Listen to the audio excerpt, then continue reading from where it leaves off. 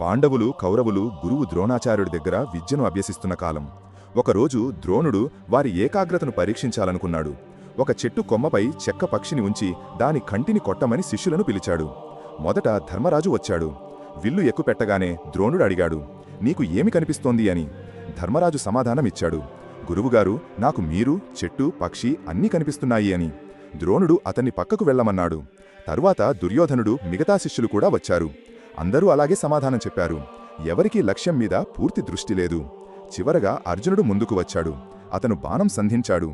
ద్రోణుడు అదే ప్రశ్న అడిగాడు, నీకు ఏమి కనిపిస్తోంది అని. అర్జునుడు ఏమాత్రం తడబడకుండా సమాధానం చెప్పాడు, గురువుగారు, నాకు కేవలం పక్షి కన్ను మాత్రమే కనిపిస్తోంది. ద్రోణుడు సంతోషంగా నవ్వాడు. బాణం వదలమని ఆజ్ఞ ఇచ్చాడు. అర్జునుడు వదిలిన బాణం సరిగ్గా పక్షి కంటికి తగిలింది. అదే నిజమైన ఏకాగ్రత. మన చుట్టూ ఏమి జరుగుతోందో కాదు, మన లక్ష్యం మాత్రమే కనిపించాలి. అప్పుడు విజయం మనదే అవుతుంది. ఇదే అర్జునుడి గొప్పతనం.